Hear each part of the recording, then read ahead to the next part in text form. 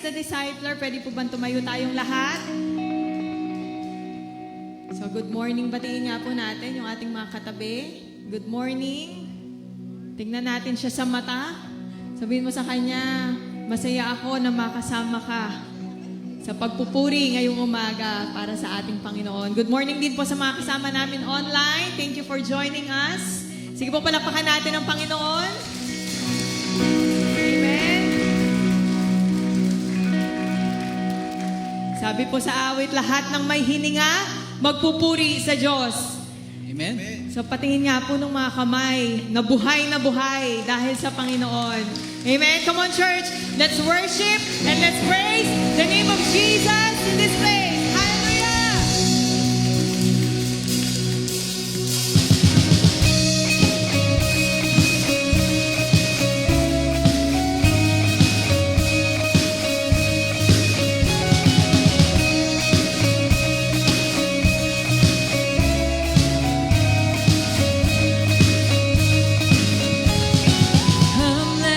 Worship our King.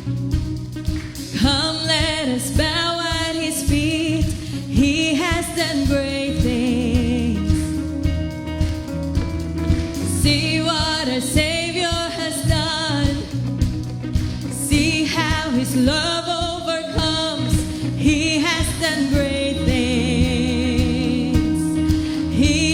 done great things. Oh, hero of heaven, you conquer the grave. You free every captive and break every chain. Oh God, you have done great things. We dance in your freedom, awake and alive. Oh Jesus, our Savior, your name lifted high. Oh God, you have done great things.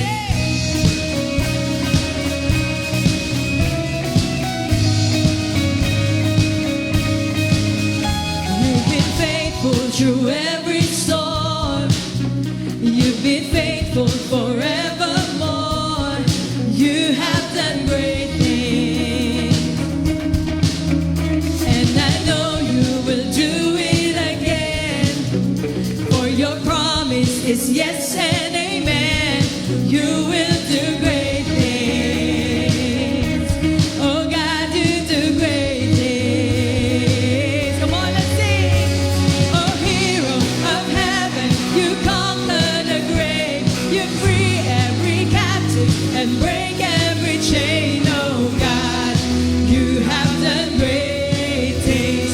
We dance in your freedom, awake and alive. Oh Jesus, our Savior, your name lifted high. Oh God, you have done great things. Hallelujah, God, above it all. Hallelujah, God, unshakable. Hallelujah, you have done great things. Come on, church, we sing. Hallelujah, God, above it all. Hallelujah, God, unshakable. Hallelujah, you have done great things. Can we just sing that louder? Hallelujah. Hallelujah, God, above it all. Hallelujah, God, unshakable. Hallelujah, you have done great things. You've done great things. Oh, hero of heaven, you conquer the grave. You free every captive and break every chain. Oh God, you have done great things. We dance in your freedom, awake and alive. Oh Jesus, our Savior, your name lifted high. Oh God, you have done great things. Oh, hero of heaven, you conquer the grave. You free every captive and break every chain. Oh God, you have done great things. We dance in your freedom, awake and alive. Oh Jesus, our Savior, your name lifted high. Oh God, you have done great things. You have done great things. Oh God, you do great things. Thank you, Lord.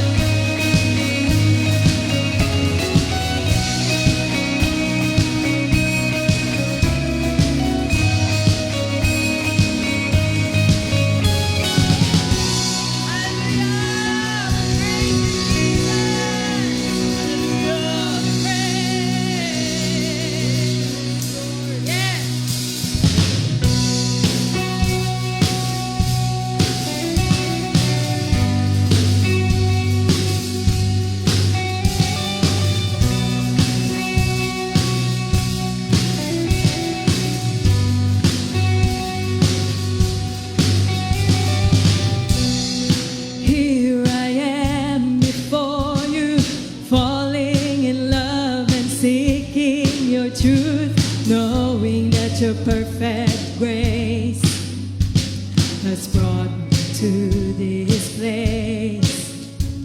Because of you, I freely live my life to you, oh God, I give. So I stand before you, God, and lift my voice, 'cause you set me free.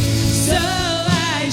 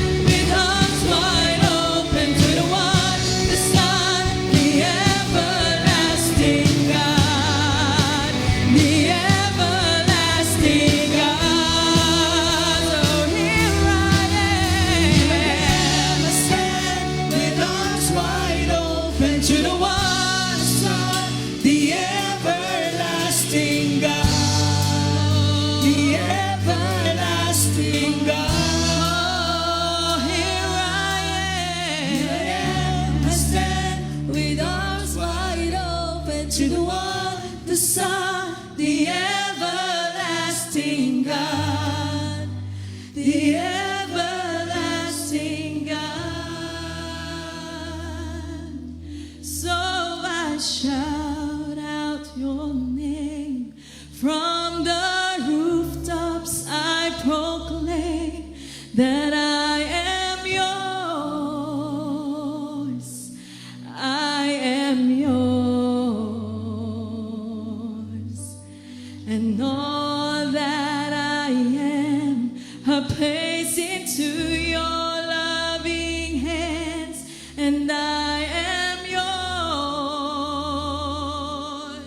I am yours.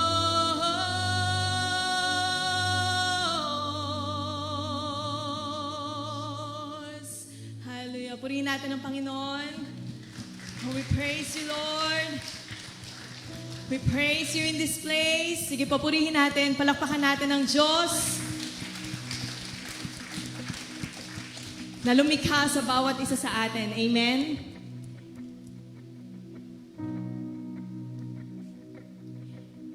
In 1 Peter 2:9, sabi po dito, "But you are a chosen people, a royal priesthood, a holy nation, a people belonging to God, that you may declare the praises of Him."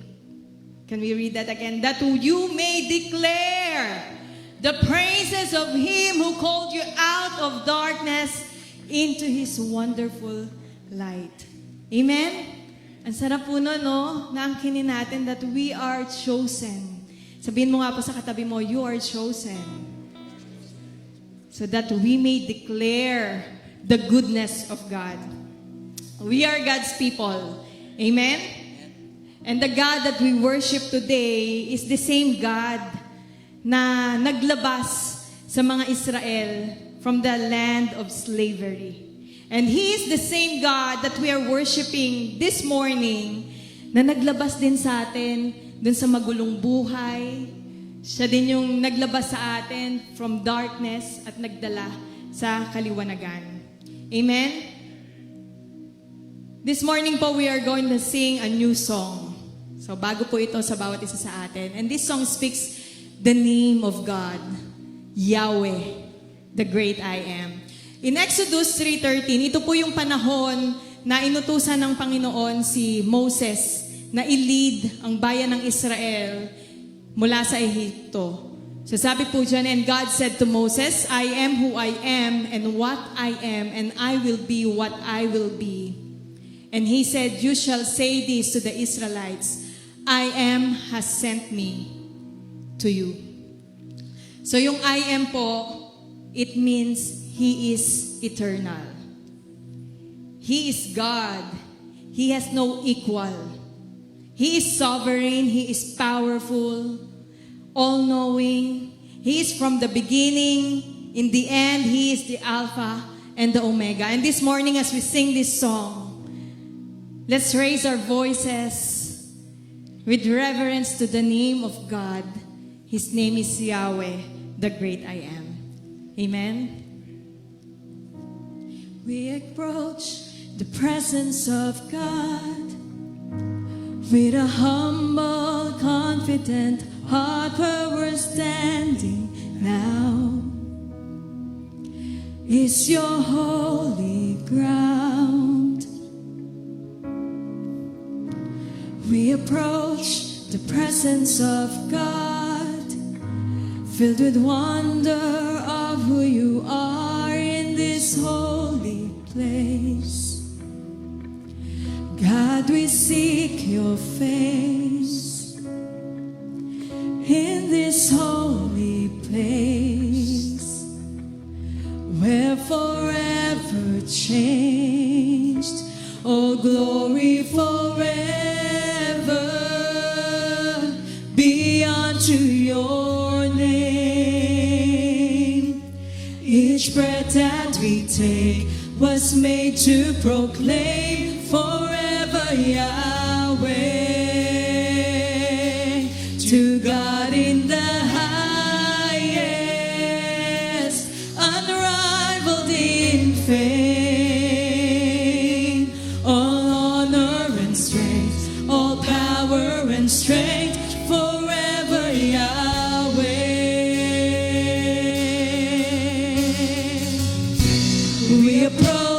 the presence of God. Where you are, your people respond here with shouts of praise. All for your great name. God, we're full of faith. All for your great name. All glory forever be unto your name. Each breath that we take was made to proclaim forever Yahweh. To God in the highest, unrivaled in fame. All honor and praise, all power and strength, forever Yahweh.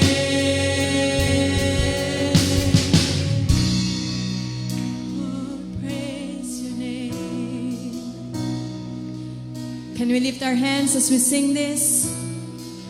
You are worthy to be praised, be exalted in this place, Yahweh, Yahweh, great I am.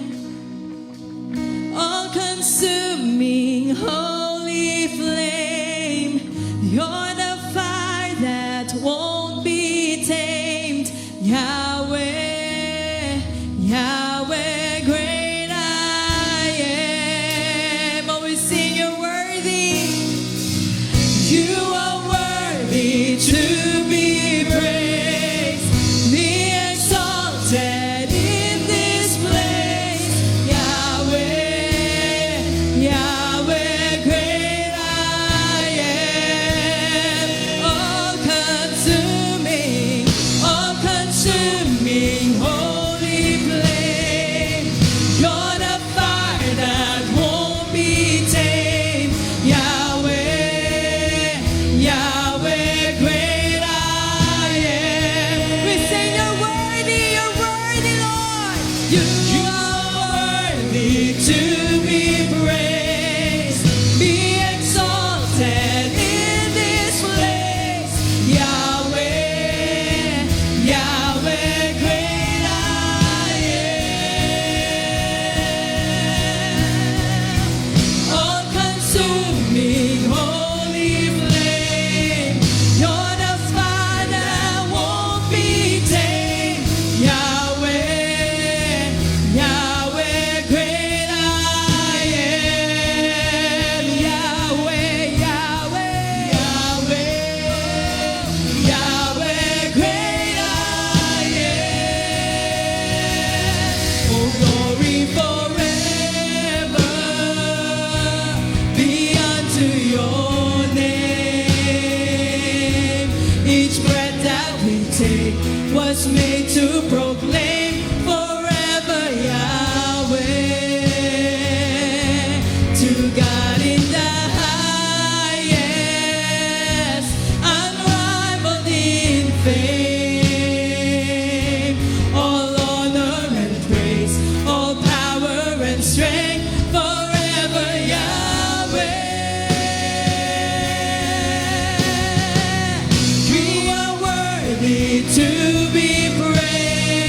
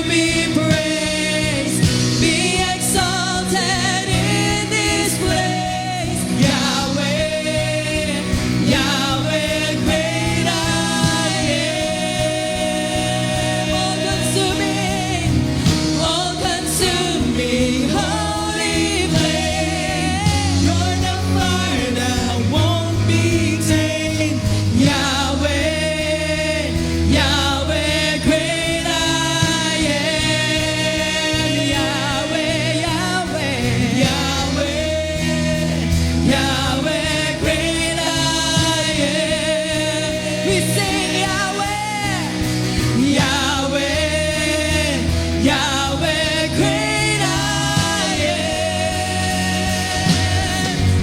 Oh, praise the name of the Lord our God. Oh, praise His name forevermore. For endless days we will sing Your praise. Oh Lord our God. Oh, praise the name. Oh, praise the name of the Lord our God. Oh, praise His name forevermore. For endless days we will sing Your praise. Oh Lord our God. Oh, praise the name of Jesus. Oh, praise the name of the Lord our God. Oh, praise His name forevermore. For endless days we will sing Your praise. Oh Lord our God. Come on, church, let's sing. Oh, praise the name of the Lord our God. He's worthy. Oh, praise His name forevermore. For endless days we will sing Your praise. Oh Lord our God. Can we sing that one more time? Oh, praise. Oh, praise the name of the Lord our God. Oh, praise His name forevermore. For endless days we will sing Your praise. Oh Lord our God. Oh Lord our God. Oh Lord our God.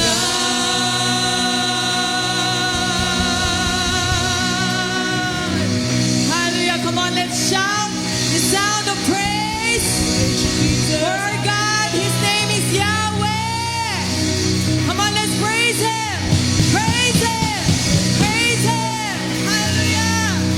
Father, we thank You this morning. We thank You that You are good.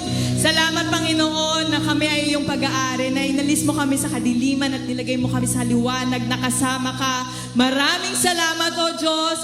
Lahat ng papuri ay pagsamba ay tanging sa iyo lamang. Maghari ka, O Diyos. Maghari ka sa aming mga buhay. Maghari ka ngayon at kailanman. Sa pangalan ni Jesus, lahat ng anak ng Diyos, lahat ng iniligtas ng Diyos, sumigaw ng malakas na Amen. Amen.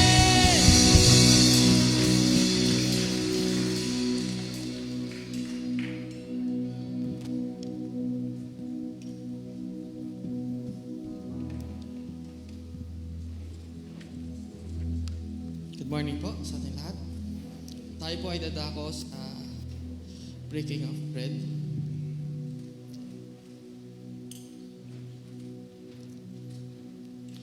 Kung may dala po kayo tayong Bible, ay samahan niyo po ako sa pagbasa sa salita ng Diyos. Makikita po natin to sa Hebrews 10:14 to 18. Ang sabi po dito, sa makatuwid sa pamamagitan lamang ng isang paghahandog ay kanyang ginawang ganap magpakailanman ang mga pinaging banal ng Diyos. Ang Espiritu Santo ay nagpapatotoo rin sa ating tungkol dito. Sinabi niya, ganito ang gagawin kong kasunduan sa kanilang pagdating ng mga araw na iyon. Sabi ng Panginoon, itatanim ko sa kanilang puso ang aking mga utos at isusulat ko ang mga iyon sa kanilang mga isip. Pagkatapos ay sinabi pa niya, kalilimutan ko na ang kanilang mga kasalanan at kasamaan sapagkat pinatawad na ang mga kasalanan. Hindi na kailangan pang maghandog dahil sa kasalanan. So ngayon mga kapatid, inaalala po natin ang natapos na gawa ng ating Panginoon na kung saan ay ating pong nararanasan yung kanyang biyaya. Na dahil sa kanyang ginawa ay malaya po tayo na maranasan ang presensya ng ating Panginoon. Na dahil po sa kanyang ginawa ay malaya po tayo makaawit, malaya po tayo makasamba, at malaya po tayo makatawag sa kanya bilang Ama. At iyon po ang ating pinagpapasalamat mga kapatid na dahil sa kanyang pag-aalay ng kanyang sariling buhay ay iyon yung nararanasan natin na nagmumula sa ating Panginoon. At ito ay ang kanyang biyaya. Amen po mga kapatid. Sabi po sa Hebrews 10:17, I will remember their sins and their lawless deeds no more. No? Mga kapatid, for us to be able na makalimutan or maiwanan yung ating mga nakaraan at makamove forward, ay kailangan po nating alalahanin na we were washed, we were sanctified, and we were justified. So naganap po ito dahil po sa ating Panginoon. Hindi po ito dahil sa tayo ay mabuti, tayo ay gumagawa ng kabutihan, kundi dahil lamang po sa ating Panginoon na inialay niya po yung kanyang sariling buhay, na ibinuhos niya po yung kanyang sariling dugo para po tayo ay malinis, para po tayo ay pinaging banal, at ang tingin po sa atin ng Panginoon ay matuwid na dahil po rin sa Kanya. Amen po. So iyan po mga kapatid yung nai-enjoy at nararanasan po natin everyday ng ating buhay. No? Na for us to be able na move forward sa nais ng Panginoon ay lagi po nating alalahanin na we were washed. Nilinis na po ng Panginoon. Unang-una po yung ating mga nakaraan. Maaaring yung iba po sa atin may mga pangit na nakaraan. Pero sabi ng Panginoon, hindi niya na po ito aalalahanin. Bakit po? Dahil binigyan niya po tayo ng bagong pagkatao dahil kay Kristo. Amen mga kapatid? Nagagalak po ba tayo doon? Na yung dati nating pagkatao ay hindi na yung nakakahadlang para maranasan natin ang kabutihan ng Panginoon. Para po tayo ay maka-move forward mga kapatid. No? We were sanctified. Pinaging banal tayo. No? Na ay parang iisipin natin, parang hindi ako worthy na lumapit sa Panginoon kasi ito yung nagawa kong kasalanan, kasi ito yung nakaraan ko, ito yung mga pinagdadaanan ko. Hindi mga kapatid, nais po nasabihin sa atin ng Panginoon dahil po sa ginawa ni Kristo, at yun po yung ating inaalala every day. No, hindi lang every Sunday, every day. Para po tayo ay magkaroon ng courage na magpatuloy sa pagsunod sa kalooban ng Panginoon, mga kapatid. No? So, this time po, mga kapatid, tayo po ay manalangin. Ay pagpasalamat po natin sa Diyos na, Lord, salamat dahil binigyan mo ako ng bagong pagkatao. Dahil sa inyong ginawa, dahil sa pag-aalay mo ng sariling buhay, hindi mo na inaalala yung luma kong pagkatao. Tayo po ay manalangin. Panginoon, maraming salamat sa biyaya niyo, Panginoon, na inialay niyo po yung sarili niyong buhay. Winuhos niyo po yung sarili niyong dugo upang maging kabayaran po ng aming mga kasalanan. Lord, may mga bagay po kami na hindi maintindihan. May mga bagay po kami na gustong kalimutan. May mga bagay po na humahawak po sa amin para makamove forward. Lord, dahil sa inyong biyaya, dahil sa inyong pag-ibig, kami po ay nakawala sa lahat ng ito, Panginoon. At ngayon ay alam na po namin, Panginoon, yung purpose ng buhay dahil po sa inyong kabutihan, Panginoon. Lord, anuman po yung sakit, anuman po yung dusa, anuman po yung mga bagay na nakaraan po namin, amin po itong inaalay at ibinababa sa inyo, Panginoon. At kami po ay nagpapasalamat ngayong oras na ito dahil kami po ay inyong nilinis. Kami po ay pinaging banal na po ninyo. At ang tingin niyo po sa amin ay matuwid dahil kay Kristo. Maraming salamat, O Diyos, dahil malaya po naming maranasan ang presensya niyo kahit nasaan man kami, Panginoon. Lord, hindi po namin kayang bayaran yung aming kasalanan. Hindi po namin mapapantayan yung inyong kabutihan. Kaya po, ang tanging nais nyo lang po na ibigay po namin yung aming buhay sa inyo. Na magtiwala po kami sa inyo, na lumapit po kami sa inyo, at gawin po ang inyong kalooban sa aming mga buhay. Maraming salamat po, Panginoon. Kaya po ngayon ay inaalala po namin ang iyong natapos na gawa, Panginoon. Wala po kaming kayang idagdag sa mga bagay na ito. Sabi niyo nga po sa inyong salita, it is finished, Panginoon. Dahil lamang po sa inyo, kaya po namin nararanasan ang kabutihan niyo pong ito, Panginoon. Binabalik po namin sa inyo ang pinakamataas na papuri at pasasalamat. Ito po ang sasamot dinadalangin sa pangalan ni Jesus. Amen. Mga kapatid, bago po natin ituloy ang pag-take ng ostya at ng grape, basahin muna po natin yung sinasabi sa 1 Corinthians chapter 11 verse 23 at sumusunod. Ito ang katotoong tinanggap ko sa Panginoon at ibinigay ko naman sa inyo. Nung gabing siya'y pinagkanulo, ang Panginoong Jesus ay dumampot ng tinapay, nagpasalamat, at pinagpira-piraso iyon at sinabi, ito ang aking katawan na inhandog para sa inyo, gawin ninyo ito bilang pag-alala sa akin. Matapos magmahapunan, dumampot din siya ng kopa at sinabi, ang kopang ito ay ang bagong tipan ng Diyos na pinagtibay ng aking dugo. Tuwing iinumin ninyo ito, gawin ninyo bilang pag-alala sa akin sapagkat tuwing kakain kayo ng tinapay na ito at iinom sa kopang ito, ipinahayag ninyo ang kamatayan ng Panginoon hanggang sa kanyang muling pagparito. Po mga kapatid, pwede na po nating i-take ang juice at ang ostya.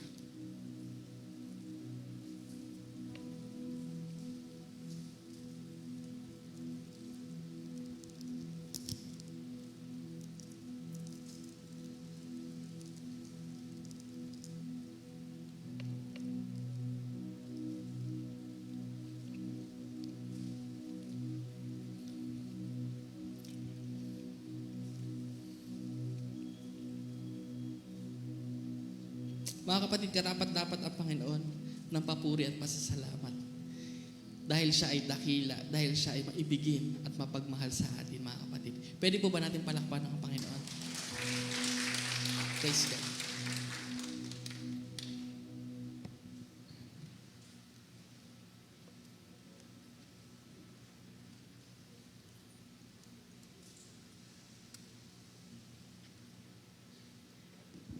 Good morning po sa inyong lahat. Kamusta ang umaga niyo po? Parang hindi masyadong mabuti ha, kukunti lang ho ang sumagot. Kamusta po ang umaga niyo? Okay ho ba? Tingnan niyo nga ho yung katabi niyo kung mukhang okay naman. So happy to see familiar faces and of course, ang ating mga guests sa umagang ito, welcome po. Magandang umaga sa inyo. And ito po ay pagpapatuloy ng ating mga pag-aaral ng mga nakakaraang mga linggo. Ano ho? And again, our purpose is for us to experience yung life that is in abundance o yung life na sinasabi ng ating Panginoong Jesucristo. Would you want that kind of life sa buhay mo? Sabi kasi ng Panginoong Jesucristo, I came here so that you may have life and have that life to the fullest. Ako'y naparito para bigyan ka ng buhay, hindi lang basta-basta buhay, kundi buhay na ganap at kasiyasiya. 2 Sundays ago, si Brother Jonas, ang lesson niya is living the past behind. Yung hindi na tayo masyadong hahawakan ng ating nakaraan o nung ating mga... Kasi minsan hindi tayo makamove forward. Bakit? Kasi parang nakatanikala tayo doon sa mga pangyayari natin o yung mga kaganapan sa buhay natin nung nakaraan. Tapos last week, si Brother Joel, ang lesson ay moving forward in Christ. Moving forward with Christ. And sabi nga ni Brother Joel, for us to do that moving forward, we have to live, like the Lord Jesus lived, o kung paano niya pinakita sa atin ang tamang pamumuhay. So before we would continue, let us all pray. Lord Heavenly Father, maraming salamat sa presensya niyo. We acknowledge your presence and we welcome you, Father. Open our hearts, open our minds. Lord, let the Holy Spirit talk to us and deliver to us yung mensahe niyo, Panginoon, beyond the words that I could say, Father. Katagpuin niyo po yung pangangailangan ng puso ng bawat isa. Lord, alam niyo po yung kalalagayan namin. Alam niyo po, Panginoon, yung aming mga pinagdadaanan. And it is you, Father, na nilalapitan namin at pinagsusukuan namin ng lahat sapagkat kayo lamang po, Panginoon, ang makatatagpo ng pangangailangan ng aming mga puso. And Lord, as we meditate on your words, Help us, Father, so that we will have yung understanding. And not just yung understanding, but yung willingness namin so that we will be able to move in accordance to what your word says to us, Father. Maraming salamat po. Kayo po yung manguna sa amin, sa aming pag-aaral. In the mighty and powerful name of your Son, our loving Savior, Jesus Christ. Amen. So today, we will be talking about yung papaano kung hindi ka nga makamove forward dahil yung nakaraan mo ay hindi mo maiwan-iwanan. Although, sinabi na nga ni Brother Jonas kung papaano yun maiiwanan. Pero, papaano ko ililive yung past behind, paano ko mag-move forward kung yung aking past ay aking present pa din. Nagets niyo po yung sinasabi ko, Kasi madaling iwanan yung nakaraan kung nakaraan na ho yan eh. Tama po? Pero kung yung nakaraan mo, continuously lingering sa kasalukuyan mong kalalagayan, tapos it was so devastating. Anong ibig sabihin ng so devastating? Sobrang na-trauma ka, naapektuhan ka ng gusto, nadurog ka. Parang sa mga teleserye, durug na ako. Hindi ka makaalis simply because you don't know kung papaano talaga makaalis dun sa sitwasyon na yon at papaano mag-move forward. Pero may good news, kapatid. Sabihin mo sa katabi mo, may good news. Kasi ang Diyos ay Diyos ng restoration. And that is what we will be talking about today. Sabihin nga po natin, restoration. Ano po sa Tagalog ang restoration? Ano po? Tinignan ko pa po sa Google kanina, bago mo ba ng sasakyan, ito po ang nakadalawang salitang nakalagay, panunumbalik at pananauli. Pagbalik doon sa kalalagayang bago. Paano ba ako magiging bago? Ay durog na nga. Sirang-sira na nga. And that is what we will be talking about today. Leaving the past behind, moving forward in Christ and with Christ dahil i-restore ka ng Panginoon. Handa ka bang ma-restore? Ha? Sige nga po, next slide po. Ito yung tanong kanina, what hinders us to experience these breakthroughs in life? Why are we not able to leave the past behind? Sige po. Nakalagay dito, sometimes the past is not just the past, but a continuing situation in life. Consequently, moving forward becomes very difficult since one is very occupied in simply trying to stay afloat. Nararanasan niyo po yan? Yung parang ang buhay mo, parang kang kumunoy. Alam niyo po yung nakalagay sa kumunoy? Na yun sa kumunoy, habang sumisikad ka, lumulubog ka pa lalo.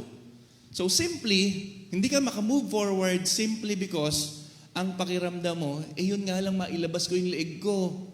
Hirap na ako eh. Papaano pa ako lalakad pa forward? Next slide po. Ano po ang sabi dito? Sino ba sa atin ang gustong ma-restore? Sino ba sa atin ang gusto na maranasan yung buhay na ipinangangako ng Panginoon para sa atin? Ano po? Next, ano pa yung question dyan? What do you want God to restore you from? Ano yung sitwasyon ng buhay mo? Kasi kung di mo alam yung sitwasyon ng buhay mo, kung saan gusto mong makaalis, mahirap umalis doon. Bakit? Kasi baka mamaya, alam mo nang nakasadla ka, aalis ka ng konti, babalik ka na naman sa dati. Ano po? Ano po yung next na question dyan? If you were to describe the situation wherein you want God to restore you from, how would the description be? Nagbigay ako ng description kanina. Durog na durog ba? No? Para bang parang nilamukos ba?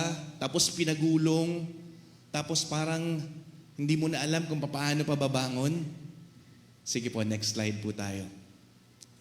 Sabi po sa book ng Joel, chapter 1, verse 3 to 4, pasensya po, nagpatong po yung tell it to your children and let your children tell it to their children and their children to the next generation. What the locust swarm has left, the great locusts have eaten. What the great locusts have left, the young locusts have eaten. What the young locusts have left, other locusts have eaten. Napakadami namang locust ho nito. Naalala niyo po yung dumating na plague sa Egypt? Nung dumating ho yung mga locust, no? Tapos kinain ho lahat ng pananim. Ano po, halos ubos. Pero tingnan niyo po yung description sa book ng Joel. Kinain na nung mga locust na nauna, maaring may natira ng konti, ano ho. Tapos dumating na naman yung panibagong batch ng locust. Inubos na naman ho. Siguro kung naubos yung dahon ng una, ito pati sanga na. Tapos hindi ba po nakontento? May dumating na naman na panibagong batch ng locust. Anong sinasabi po dito? May problema ka, hindi mo na alam ang gagawin mo, may dumating pang panibagong problema, tapos hindi pa natatapos yung problema mo, may dumating na naman na dagok sa buhay mo, and wait, there's still more. May dumating na naman na panibagong mga sakuna sa buhay mo. Naalala niyo po yung storya ho ni Job? Si Job ho isang araw ho, anong nangyari sa kanya? Dumating ho yung kanyang mga lingkod. Sabi niya, nagpa-party ho yung mga anak mo, bumagsak ho yung building. Tapos, yung lahat ho ng kabuhayan, ni-raid po ng mga dayuhan, ng mga tulisan, inubos ho silang lahat. Lahat ng kabuhayan, lahat ng mga anak niya nawala sa isang araw, tapos hindi pa po natapos doon. Pagkatapos, nagkaroon pa siya ng karamdaman na ang description sa kanya mula ulo hanggang talampakan. Ubus na ubus ho Tingnan po natin yung next verse. Ano po ba yung mga pinanggagalingan ho karaniwan nung mga bagay na sakuna sa buhay ho natin? No, sabi po ng Biblia, do not be deceived. God is not mocked. For whatever a man sow, so shall he reap. No, wag daw po tayong padaya. Bakit? Kung ano po yung inihagis natin o inihasik natin, yun din daw po ang ating aanihin. Saan ang gagaling kung minsan yung mga problema ho natin sa buhay? Number 1, sa ating mga kasalanan. In fact ho, sa book ng Joel, kaya ho naranasan nila yung trahedya na yon is because Israel and Judah was living in sin. Ano ho, sa halip ho na sila ay mag-surrender ng kanilang buhay sa Panginoon, they went after doon sa mga ibang mga Diyos-Diyosan. Ano po, sila po ay nagpakasira doon sa mga pagsama-sama nila doon sa mga hindi nararapat ho.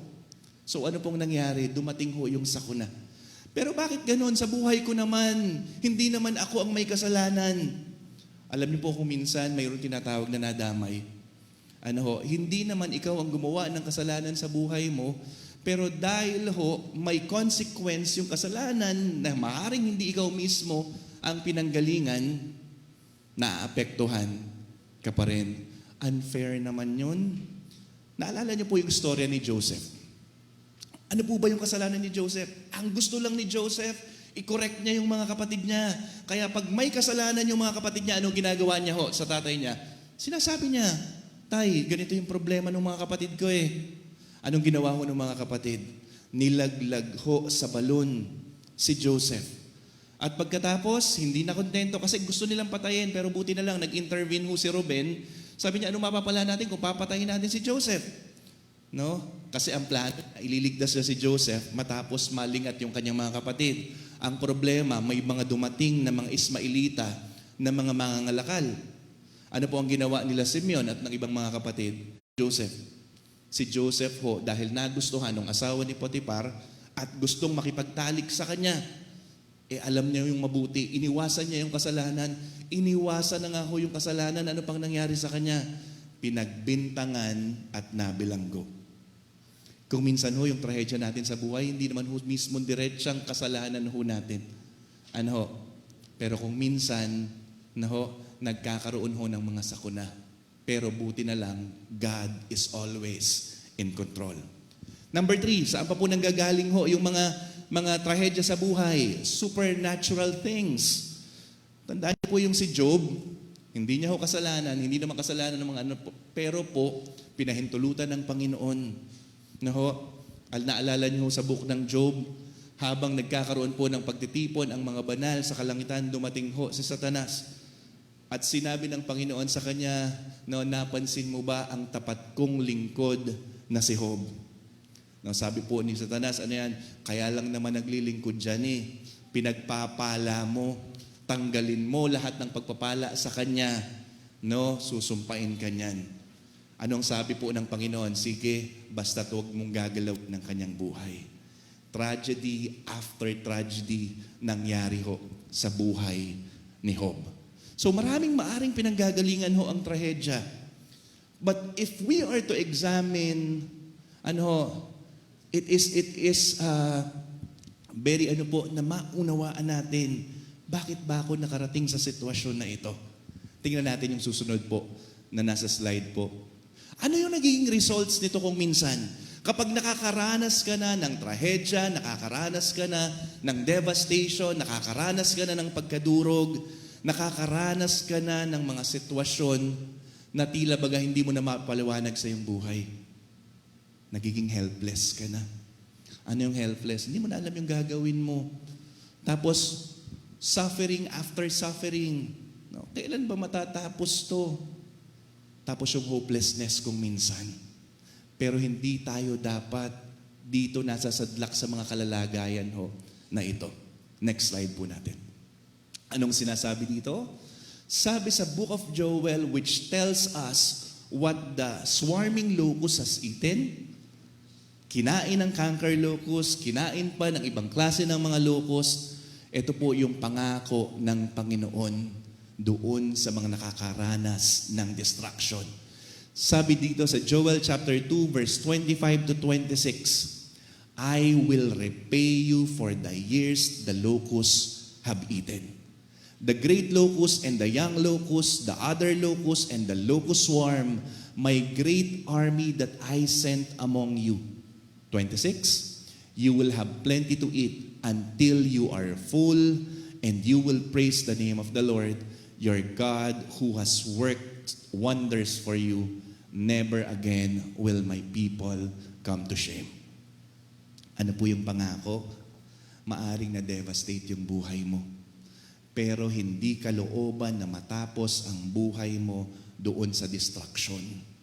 Ang kalooban ng Panginoon ay maranasan mo yung restoration na inihahanda niya para sa iyo.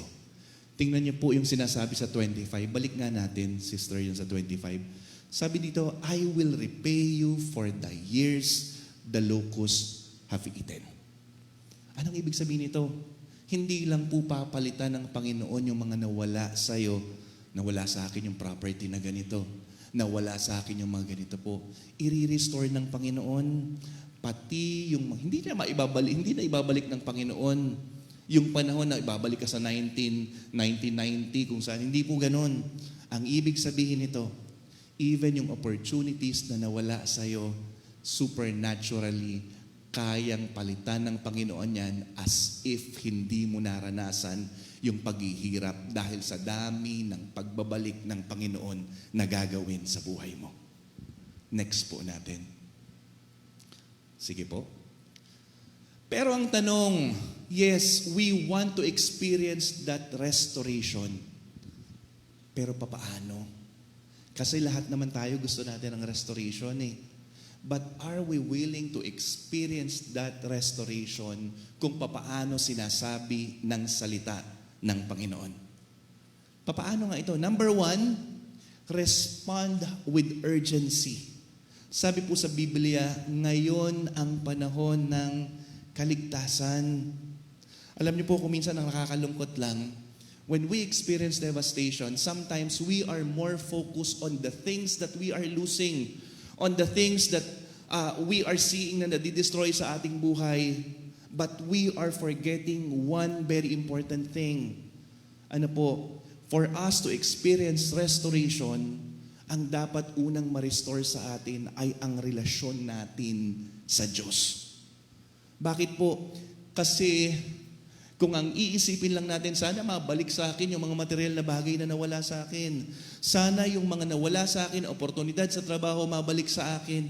Pero kung hindi natin inanais sa puso na makita natin yung tunay na kalalagayan natin, na kaya pala natin nakaranasan ng bagay na ito, ay dahil napalayo tayo sa Panginoon, kahit bumalik ko yung mga bagay na mga material o yung mga bagay na hinahanap natin in the form of blessings, baliwala po yung restoration na yon. Naalala niyo po yung sitwasyon ng alibughang anak. Ito po ay mababasa natin sa aklat ng Lucas. Ano po ang sinasabi dun sa alibughang anak? Na po, mayroong magkapatid na dalawa, yung pong isa, sabi niya sa kanyang tatay, Ama, anong sabi niya? Ibigay mo na sa akin yung mana ko. Kasi gusto ko maranasan yung mga bagay na pwedeng dalhin sa akin ng mana ko. Baka ganun ho yung kanya nasa isip. Ano pong ginawa niya? Nilustay niya ang mana na ipinagkaloob sa kanya ng tatay sa mga bagay na mansamantala ang dalang kaligayahan para sa kanya. Siguro nag-inom siya, siguro pumunta siya sa mga lugar na pakiramdam niya doon masasatisfy yung kanyang pleasure sa mga bahay, aliwan, at sa mga ibang mga pinupuntahan. Until such time, ano po ang nangyari sa kanya? Nagkaroon ho ng famine eh.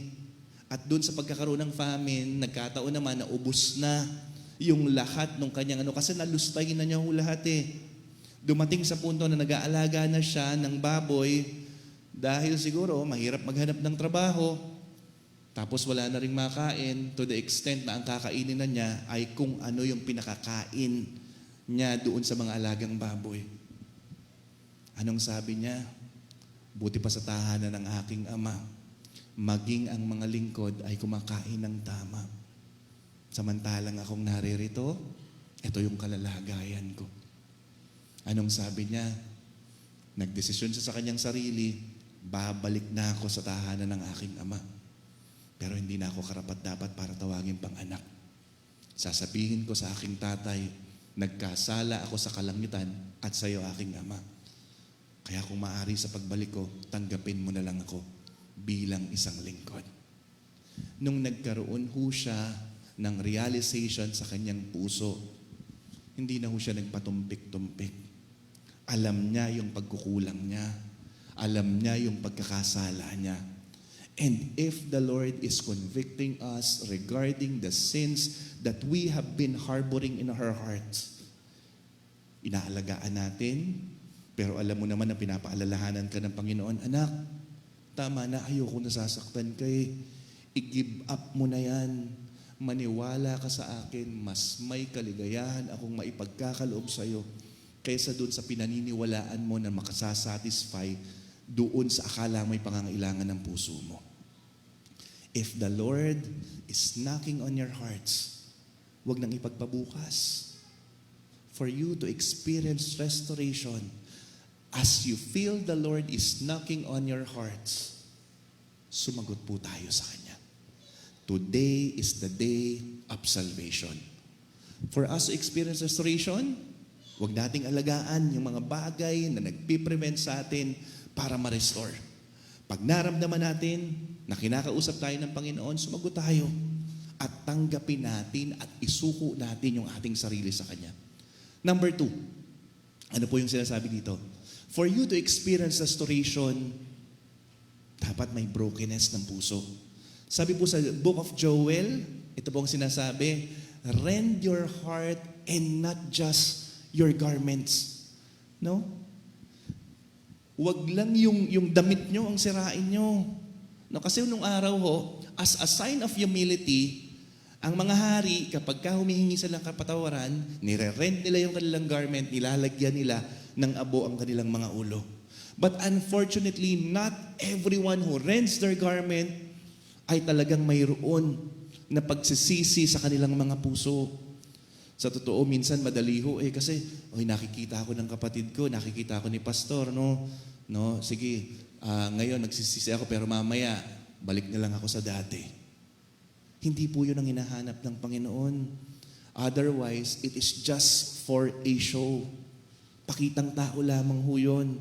What the Lord is asking from us is yung genuine repentance ng ating puso.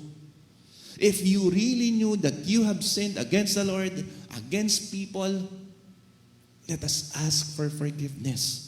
Let us repent. What does repentance mean? No, ano ba yung ibig sabihin ng repentance? No, humingi ka ng tawad, pero you are also turning away from that sin.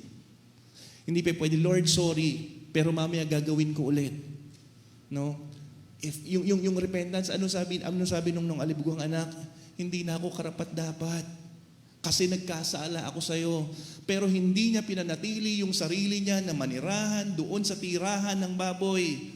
Anong ginawa niya? Nung nagkaroon siya ng pagpapasya sa kanyang puso, I will go back to my father. Babalik ako doon sa tatay ko. Ayoko nang maranasan yung ganitong buhay. Although, dahil sa kanyang kababaan, dahil broken na broken siya, hindi na nga niya kiniklaim na, tay, anak mo pa rin naman ako eh. Hindi ganun ho yung sinabi ng anak eh. Ano yung sinabi ng anak? Karapat dapat na lang siguro kung maging tagapaglingkod na lang. Kasi may brokenness ng kanyang puso. Number 3, ano po ang sinasabi dito? For a restoration to really take place, surrender. No? Related naman ho yun eh. Yung urgency, yung repentance, o yung broken heart, sabi sa Bible, a broken and contrite heart, the Lord will not refuse. Ano po? Anong sabi yun sa surrendered life? Sa surrendered life ho, you trust the Lord on what He can do for you. Hindi yung kaya mong gawin para sa sarili mo. Lord, pagka nagrepent ako, anong gagawin ko?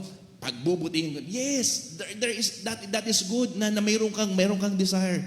Pero trust that it will not be through your strength that you will be able to have that restoration. Ano po ang sinasabi dito? It is by the power of God that you will really experience that restoration in your life. Ano po? Anong sabi po ng Bible? Sabi sa Joel, I will restore to you the years that the locust has taken away. Lord, hindi mo naman kaya yun eh. Bakit? Kasi ang dami ko nang naranasan sa buhay ko. Wala na, matanda na ako eh. Sana, Lord, binalik mo sa akin nung bata-bata pa ako kasi paano ko pa po mararanasan yung restoration na yun. Anong sabi dito? A life that will experience restoration is a life fully surrendered. A life that you trust the Lord beyond doon sa kaya mong isipin at kaya mong kathain sa buhay mo. Tingnan po natin yung mga examples nung mga ni-restore ng Panginoon. And perhaps makita natin, ano po yung mga nire-restore? Hindi lang po nire-restore yung mga bagay na nawala. Kasi oftentimes ang iniisip natin, Lord, sana ma-restore sa akin yung nawala ko kasi nabenta ko to dati dahil naka-experience kami ng ganito. Hindi lang po yun. Ang nare-restore ng Panginoon, even yung kalalagayan ng iyong puso at ng iyong kaisipan. Sino po dito ang napakatindi ng mental anguish at mental stress na nararanasan niya? The Lord could restore. No? Sino po dito yung parang ang puso niya hindi na kayang magtiwala at hindi na kayang magmahal? Kayang i-restore ng Panginoon yan. Sino dito, hindi ko na kayang batiin yan. Bakit? Kasi ganito yung nangyari sa buhay natin. The Lord can restore relationships. And the Lord can restore, sabi niya, I will restore to you the years that the locust has taken away. Tingnan po natin mga examples. Maikli lamang po yung lesson natin ngayon. And these are the lessons. No? Ito po yung sabi, blow a trumpet in Zion, consecrate a fast, proclaim a solemn assembly, gather the people, sanctify the congregations, assemble the elders, gather the children and nursing infants, let the bridegroom come out of his room and the bride out of the bridal chamber. Next po, ano po yung sinasabi dyan? Let the priest, the Lord's minister, weep between the porch and the altar. Ito po yung sinasabi. Anong ibig sabihin ng weeping between the porch and the altar? Yung porch po kasi, diyan po nakalagay yung mga tao. And the altar po is doon minimit yung presence ng Panginoon. Sino po yung sabi dito? Sabi dito, and let them say, spare your people, O Lord, and do not make your inheritance a reproach, a byword among the nations. Why should they among the people say, where is their God? Ganito po yung kalalagayan kasi natin before. Malayo tayo sa Panginoon. Pero it is the Lord Jesus who made that distance between the porch and the altar so that it will come together. Yung relationship natin bilang mga tao na may mga problema, mga tao na may mga devastation na naranasan, mga tao na may mga issue sa buhay, nakalapit tayo sa Panginoon not because we are worthy to stand before the presence of God, because Jesus Christ connected us to the Father. No? Ano yung key ng restoration? Ang key ng restoration po ay ang ating Panginoong Jesucristo. And again, ito yung mga examples po ang nire-restore both from the Old and the New Testament. Ano po ang sabi dito sa next slide? Ayan. Sige po, i-forward na po natin yan. Ayan. Sige. Sige po. Number 1, sabi po dito, restoration. Ito po yung picture ng restoration. Restoration is not limited by imposing limitation on yourself. Ano po ang sabi po nung prodigal son? Sabi niya, I will come back to my father. And I will tell him, Lord, Father, I have sinned against heaven and against you. I am no longer worthy to be called your son. Hindi na ako karapat-dapat para tawagin pa na iyong anak. Pero anong sabi dito? Sabi niya, make me like one of your hired servants. Alam niyo yung kalalagayan niya eh. Kung minsan ganun din ho tayo, hindi na ako karapat-dapat, ito na lang talaga yung kaya ko. Ito na lang yung pwede sa akin. Pero tingnan niyo po ang ginawa ng Panginoon sa kanya o ang ginawa ng tatay sa kanya according to the story sa verse 22 to 24. Ito po ang binabanggit. But the father said to his servants, habang nagre-rehearse po, no, yung prodigal son, malayo pa lang, anong ginawa ng tatay? Tumakbo, papalapit dun sa anak. At habang nagsasalita pa lang yung anak, ito po ang sabi ng kanyang tatay, quick, bring the best robe and put it on him. Put a ring on his finger and sandals on his feet. Bring the fattened calf and kill it. Let's have a feast and celebrate. For this son of mine was dead and is alive again. He was lost and is found. Anong sabi ng anak? Hanggang sa pagiging alipin na lang ako. Anong sabi ng tatay? Suutan nyo ng singsing. Damitan nyo ng pinakamagarang damit. Anong pinakikita dyan? The father is restoring the previous condition ng kanyang anak. Ibinalik muli yung mga nawala. Deserving ba yung anak? Hindi. Naglustay nga siya eh. That is why sumasama yung loob ng kapatid. But the Lord, when He restores, it is beyond the limit you are imposing on yourself. Number 2, anong sabi po dito?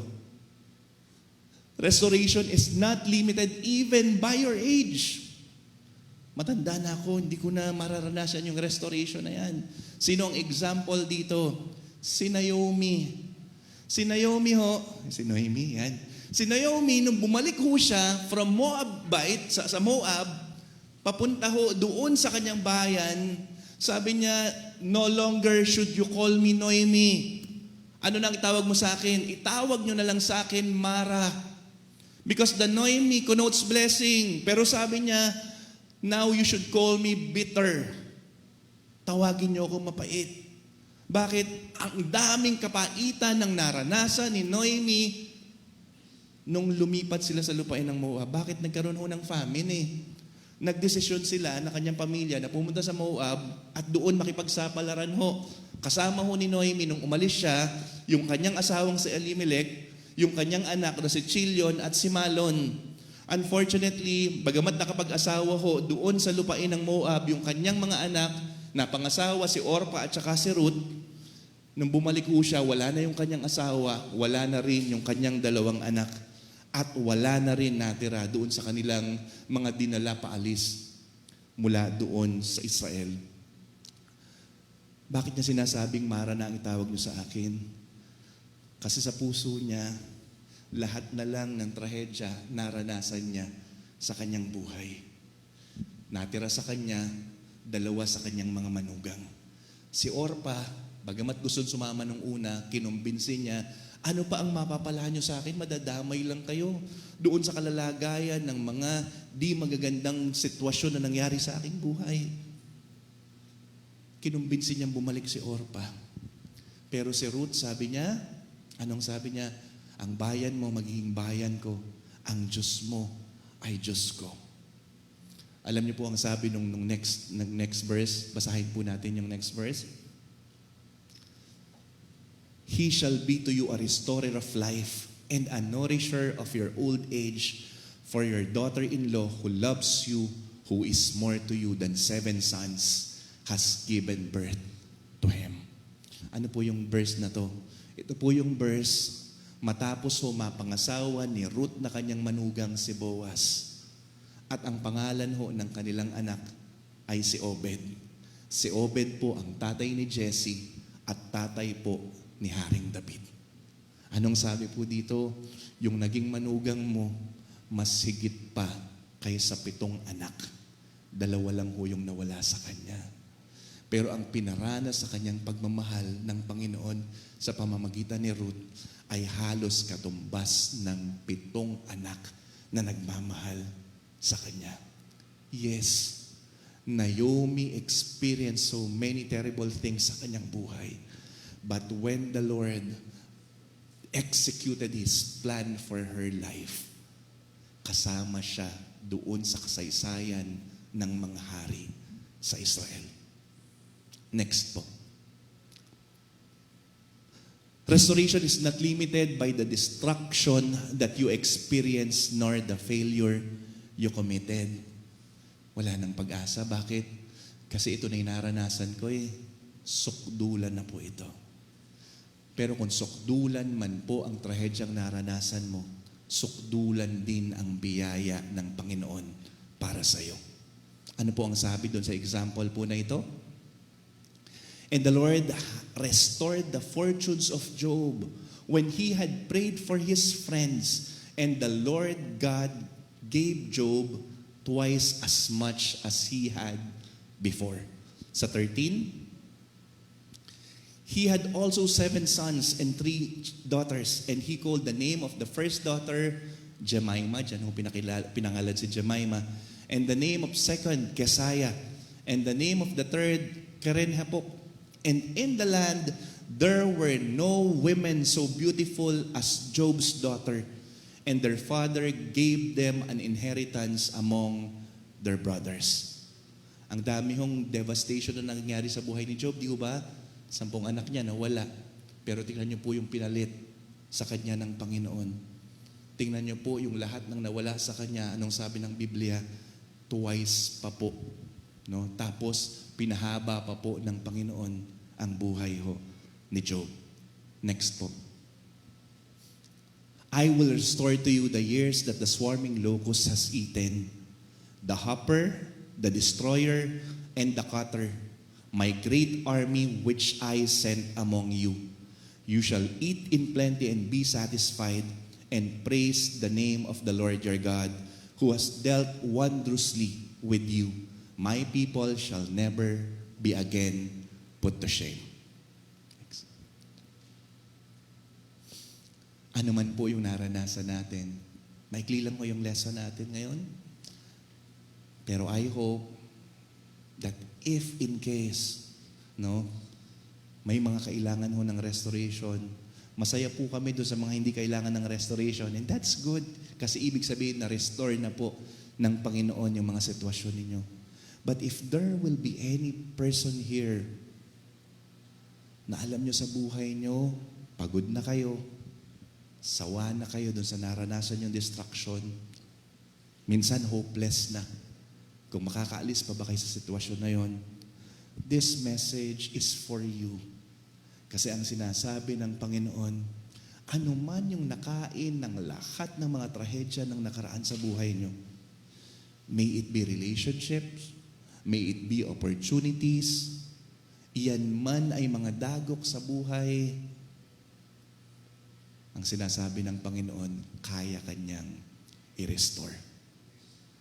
Ang tanong lang sa atin ngayon, and I would like to invite ang praise and worship team, so that we will all be coming in the presence of God and asking, para magkaroon ng pagkakataon for us to really talk to the Lord. Lord, pagod na ako Kung minsan nga po, nawalan na ng pag-asa dahil pakiramdam ko hindi ko na mararanasan yung restoration na yun dahil sa kalalagayan ko, sa edad ko sa ngayon. We have seen how the Lord restored His people in the past. And the Lord His power that He has executed or na ginamit niya para i-restore yung mga taong yon is the same power na kaya niyang gamitin para sa'yo. Ang tanong lang, are you willing to trust Him? Are you willing to lay everything before Him? Yung pagkadurog, yung pagkabasag, ilapit natin lahat sa Kanya kasi alam naman ng Panginoon yan. Ang inaantay lang niya, kagaya ng prodigal son, magkaroon tayo ng decision sa puso natin na nagkasala ako laban sa langit at sa aking Ama. Hindi na nga ako karapat-dapat para tanggapin pa niya bilang anak. Pero habang sinasabi pa lang natin yon, ang Panginoon tumatakbo na patungo sa ating direksyon. I would like everyone to please stand.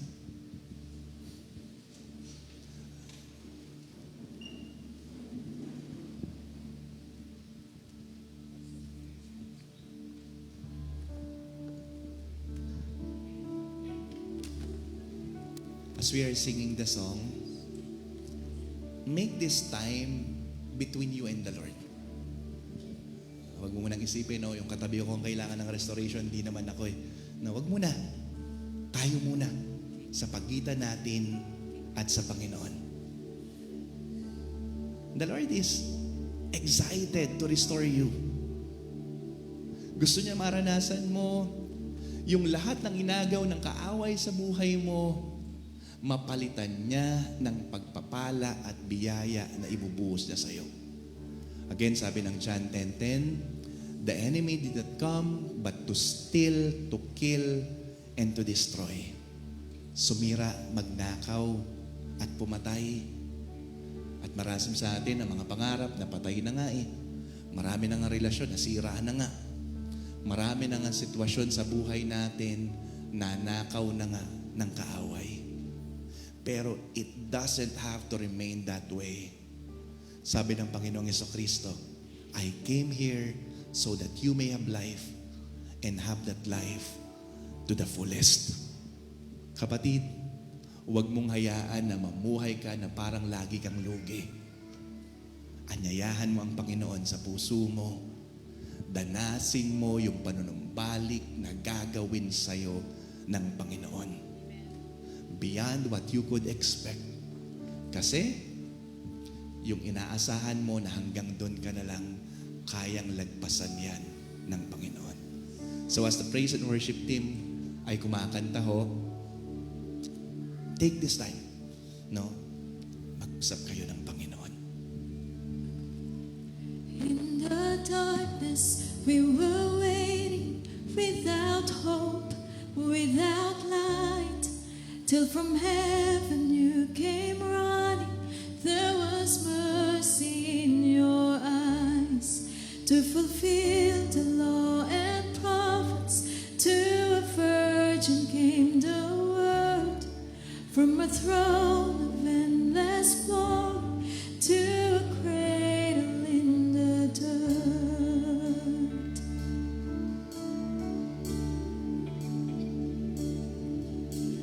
Praise the Father, praise the Son, praise the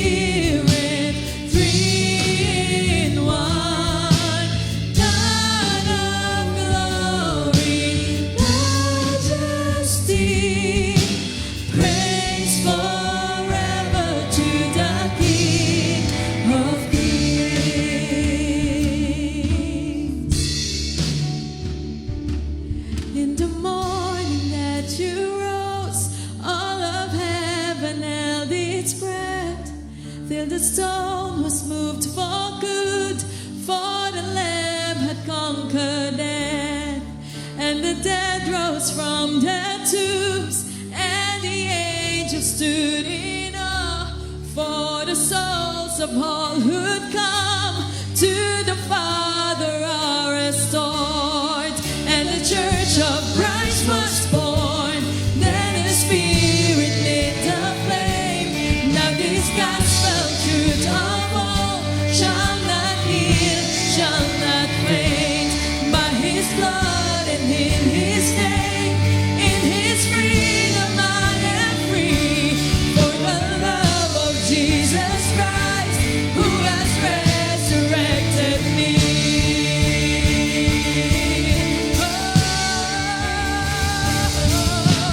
Praise the Father, praise the Son, praise the Spirit, three in one.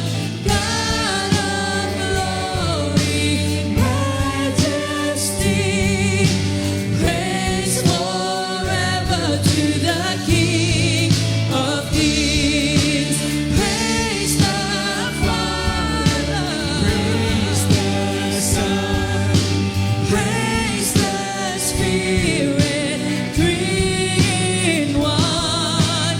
God of glory, majesty, praise forever to the King of Kings.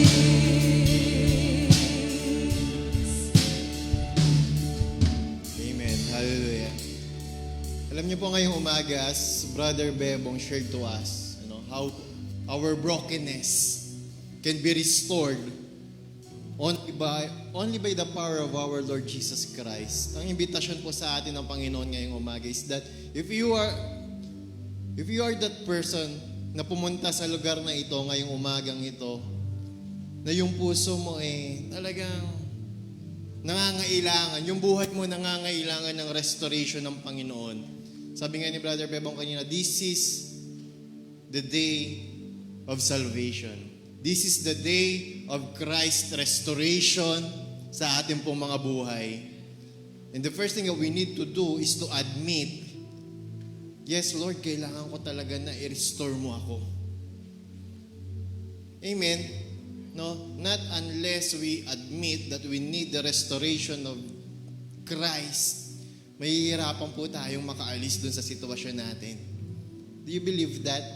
Not unless the prodigal son realized yung pagkakamaling ginawa niya and admit dun sa kanyang sarili, parang mali yung naging desisyon ko . No? Kaya ngayon, I want to be restored. Babalik ako doon sa tatay ko. And katulad nung sinabi kanina sa atin, yung pagbalik niya, yung restoration na gusto niyang mangyari, simple lang naman. Tanggapin na lang siya kahit isa sa mga servant ng kanyang ama para at least makakain naman siya ng masarap-sarap, ng maayos-ayos, hindi yung kasalo niya sa pagkaing baboy, yung kinakain niya. Nakita niyo yung sitwasyon niya before, yung naging sitwasyon niya dahil sa ginawa niya.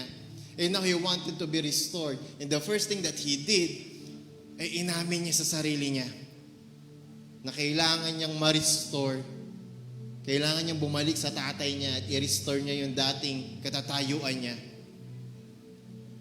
At ito po yung panawagan sa atin ngayong umaga ng Panginoon.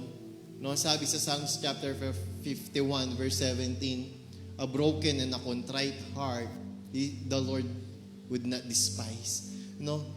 Mas better pa daw po yan sa kahit anong sacrifices na pwede nating i-offer. No, may mga sacrifices na pwedeng i-reject ng Panginoon . Pero pag lumapit ka sa Panginoon, na broken yung heart mo at gusto mong bumalik sa Kanya at i-restore niyang muli yung nasira mo, yung brokenness mo, sabi niya kahit kailan di ka tatalikuran ng Panginoon. And I want to invite you right now to close your eyes. Na kung ikaw yung tao na yun, that you need that restoration, that you pray this morning, na talagang yung pagbabago na ibinihi sa atin ng Panginoon, from today onwards, talagang gusto ko, Panginoon, maranasan ko yung kapangyarihan na yan. Gusto ko, Panginoon, mabuo mo muli yung brokenness ko, yung anxiety ko, yung depression ko, yung stress ko. Ano man yung galit na meron ako sa aking mga magulang, ano man yung mga nasira akong relasyon sa mga taong malalapit sa akin, Panginoon, gusto ko tanggalin na itong lahat. And I wanted to be restored at mabalik ako doon sa kung papaano mong, doon sa disenyo mo talaga para sa akin. Yung buhay na kasiyasiya, yung buhay na masagana, yung buhay na mayroong tapat na pag-ibig sa mga taong nakapaligid sa akin. Gusto po ng Panginoon is that we would experience that this morning. And as we pray, mga kapatid, kung ikaw yan, kung tayo yan, kung gusto mong makaalis doon sa sitwasyon na kung nasa saan ka ngayon na alam mo namang hindi ito yung kalooban ng Panginoon sa buhay mo, this is the time for you to decide, and this is the time for you to admit that we really need the Lord to take over our lives. And as we pray this morning, mga kapatid, let's take this opportunity. Let us make this time to have that genuine encounter with our Lord. To have this time as our time na talagang we will be repenting of our sin, to leave our past behind, and that this morning we will really move forward in Christ and with Christ. I give you this time, mga kapatid, open your mouth in prayer, speak to the Lord in prayer, even for those who are with us online.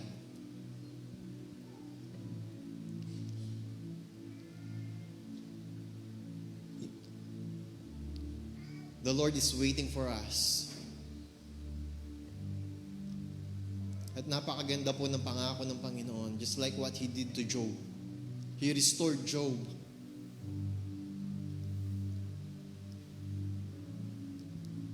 And the beauty of God's restoration, alam niyo po ang maganda sa pag ang Lord na nag-restore, He will not just bring you back kung ano yung katatayuan mo before. He will restore you back doon sa dati mong katatayuan at higit pa doon. Katulad doon nangyari kay Job. And that is the life that the Lord wants us to experience. Yes, Jesus. Yes, Lord. Father God, sa umagang ito, Panginoon, nakikita niyo po yung puso ng bawat isa sa amin. Walang exempted sa amin, Panginoon.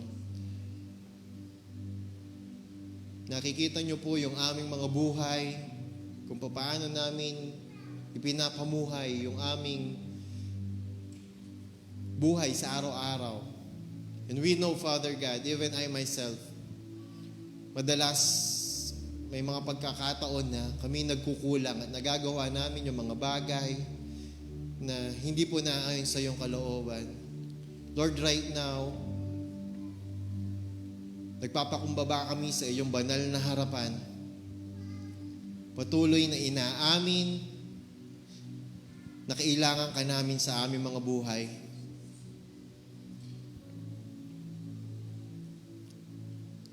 Na yung aming mga buhay na hindi nakakapagbigay ng kaluguran sa iyo, Panginoon, dalangin po namin na simula sa araw na ito, unti-unti mo kaming babaguhin. Unti-unti mong bubuuin yung aming mga puso na wasak, yung aming mga puso na puno ng hinanakit, galit. Lord, you wanted na muli mo kaming buuin, muli mo kaming i-restore at ibalik dun sa katatayuan na ibinihis mo na sa amin, that we are already new. Bago na kami sa inyo, Panginoon, sapagkat kayo na po yung nananahan sa aming mga buhay, Panginoon.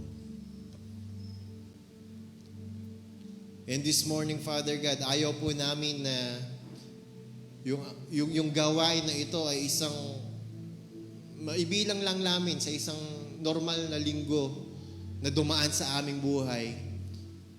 Kung hindi ito ay maging isang araw na kung saan this will be the turning point of our lives, na simula sa araw na ito, Panginoon, yung aming brokenness ay unti-unting mawawala. Unti-unti mong bubuuin muli ang aming mga buhay. Unti-unti mong ipapakita muli sa amin ang iyong kalooban at sa pamamagitan ng kapangyarihan ng iyong banal na Espiritu, Panginoon, Makakalakad kami ng ayon sa iyong kalooban, O Diyos. Makakapamuhay kami ng buhay na nakakapagbigay ng kapurihan at kaluwalhatian sa iyong dakilang pangalan, O Diyos. Ang lahat ng ito, Panginoon, mangyayari. Ang lahat ng ito, Panginoon, gagawin namin. Hindi para maitaas ang aming mga sarili, kung hindi sa aming mga buhay, maitatanghal at maihahayag ang kapangyarihan ng aming Panginoong Hesukristo na siyang bumubuo at patuloy na naglilinis ng aming mga buhay, O Diyos. Wala kaming ibang kayang gawin, Panginoon, kung hindi lumapit sa iyo at patuloy na magpalinis sa iyo. Patuloy na magbabago sa iyo, Panginoon, yung aming mga relasyon sa aming mga asawa, yung aming relasyon sa aming mga magulang, sa aming mga anak, sa aming mga kapatid, Panginoon. We want it to be restored. Yung restoration na nakapagbibigay ng glory and honor sa iyo, Panginoon. Lord, this morning, let it be the day, Father God, na talagang magmamanifest sa aming buhay yung pagbabagong patuloy na gagawin mo po sa araw-araw sa aming mga buhay. Amang banal, patuloy kaming nananalangin at naniniwala na pinakikinggan mo ang aming mga hiling. Pinakikinggan mo po ang aming mga panalangin. Ang lahat ng ito'y mangyayari sa patuloy namin pagpapasailalim po sa kapangyarihan ng aming Panginoong Hesukristo. Kaya sa umagang ito, O Diyos, muli naming ibinabalik sa iyo ang pinakamataas na papuri, pagdakil at pagluwalhati. Ito po ang aming dalangin sa makapangyarihang pangalan ng aming Panginoong Hesukristo. Amen and amen. And again, mga kapatid, if you are that person who prayed, yung restoration ng Panginoon ay maranasan mo sa iyong buhay at kailangan mo ng tulong, no? If you really need that guidance, you can approach any of the leaders dito po sa church, yung cell leader mo, no? And we are more than glad na samahan kayo sa journey ng restoration ng Panginoon sa inyong mga buhay. No? So kung kayo po yan, huwag kayong mahihiyan lumapit sa amin. Kay Brother Bebo, kay Brother Jonas, sa akin, kay Pastor Beto, at sa iba pa po nating leaders dito sa church. No, we are here to walk with you. No, kasama po ng ating Panginoon. Again, to God be the glory. Purihin po natin ng Panginoon.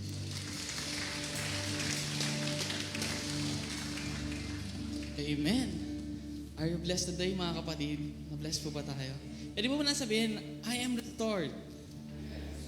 Yes, napakabuti ng Panginoon. Before I give the benediction, mga kapatid, meron lang po siya share. Mga saglit lang po. Sabi sa Psalms 34 verse 18, the Lord is close or near to those who are brokenhearted, and He will save who are crushed in spirit.